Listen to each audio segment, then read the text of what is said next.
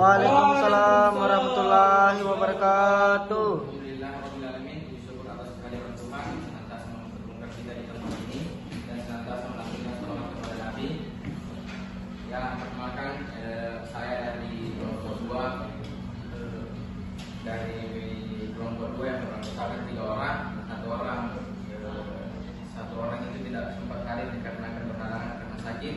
Perkenalkan, nama saya Muhammad Hidayat Basri dan saudari saya samping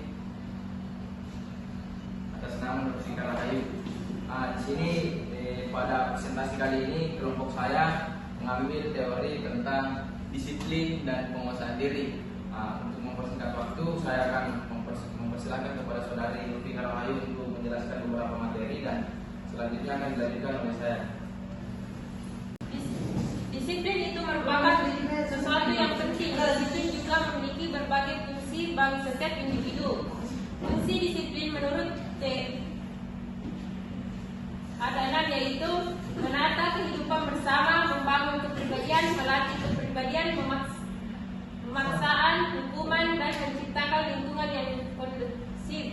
Dengan rumusan-rumusan tersebut, maka dapat disimpulkan bahwa kedisiplinan adalah sikap mental yang tercermin dalam perbuatan atau tingkat laku perorangan, kelompok atau masyarakat berupa kepatuhan atau ketaatan terhadap peraturan-peraturan dan ketentuan-ketentuan yang ditetapkan oleh pelatih terhadap atlet untuk tujuan tertentu. Karakter disiplin.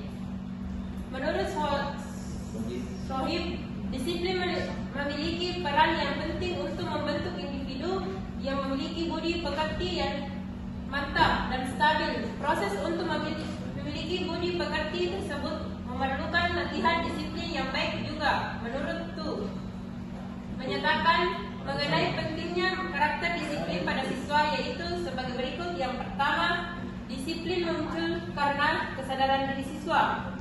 Yang kedua, memberikan dukungan positif pada proses pembelajaran. Yang ketiga, menjadikan siswa memiliki sikap tertib dan teratur. Yang keempat, disiplin dapat mencapai kepada kesuksesan siswa baik dalam kesuksesan belajar maupun kegiatan sekolah lainnya.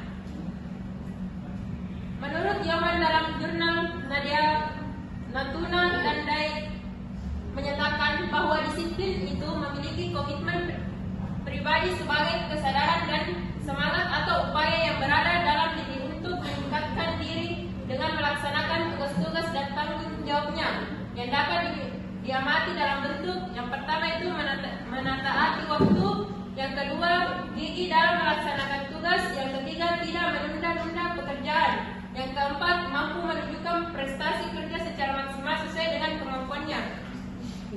Moderator. Ya, untuk materi selanjutnya saya akan menjelaskan beberapa sedikit poin-poin materi. Yang pertama, aspek-aspek kedisiplinan.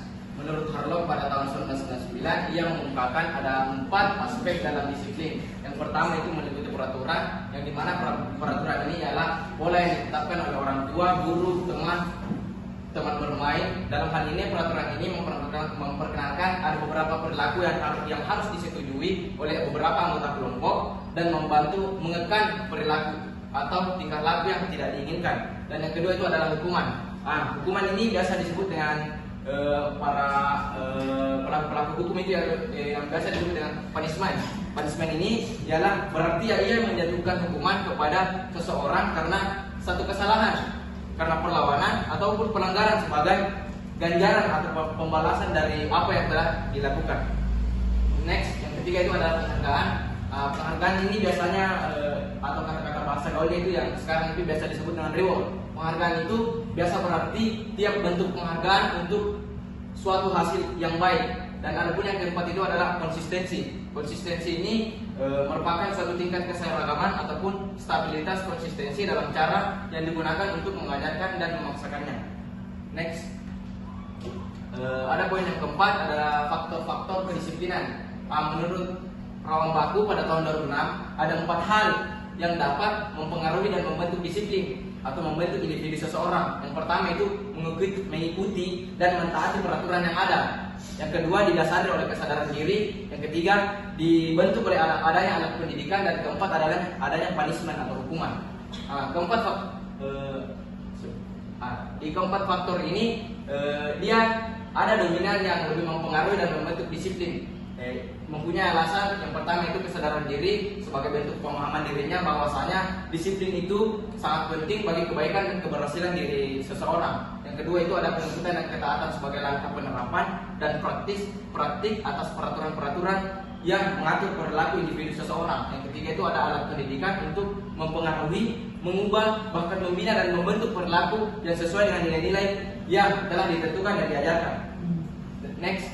Dan ada yang keempat itu adalah punishment atau hukuman sebagai upaya yang menyadarkan, mengoreksi dan meluruskan yang salah sehingga seseorang dapat kembali ke jalan atau perilaku yang sesuai dengan yang diharapkan. Menurut Prido dan Ruminanto pada tahun 1994 menyatakan bahwa faktor-faktor yang mempengaruhi disiplin antara lain yang pertama adalah faktor fisiologis. Di mana faktor fisiologis ini ialah kemampuan fisik seseorang dalam melaksanakan dan menerapkan tingkah laku disiplin di dalam dirinya dan orang lain. Dan yang kedua itu adalah faktor lingkungan. Faktor lingkungan ini meliputi keluarga, kebudayaan, kelas sosial, dan lingkungan sekolah yang dimana seseorang tersebut di mana ia tempatnya tinggal. Yang ketiga adalah faktor psikologis. Faktor psikologis ini ialah menyangkut persepsi terhadap stimulus yang diterima kepribadian seseorang, baik dalam proses belajar dan motivasi yang mendorong seseorang untuk tetap disiplin. Dari beberapa pengertian tersebut dapat disimpulkan bahwa disiplin dipengaruhi oleh beberapa faktor, yang diantaranya adalah faktor internal meliputi usia, status sosial ekonomi, jenis kelamin, faktor psikologis. Sedangkan faktor eksternal untuk mempengaruhi disiplin ialah meliputi kesamaan dengan disiplin yang digunakan oleh orang tua, penyesuaian dengan era yang disetujui oleh kelompok, dan situasi faktor dan lingkungan. Mungkin itu dari materi yang dapat saya bawakan, dan dari kesimpulan materi yang ada 4 poin yang kelompok kami bawakan. Disiplin dan penguasaan diri adalah konsep yang sangat penting dalam pengembangan individu seseorang, terutama dalam konteks pendidikan dan olahraga. Disiplin merujuk pada keutuhan terhadap aturan dalam norma yang ada dan dapat dibangunkan melalui kesadaran dan tanggung jawab individu. Penguasaan diri self control adalah kemampuan untuk mengendalikan perilaku dan emosi yang berkontribusi pada disiplin. Sekian dan terima kasih. Mungkin hanya itu presentasi dari saya. Billahi fisabilillah wastabiqul harap. Allahumma fiqil aqwam.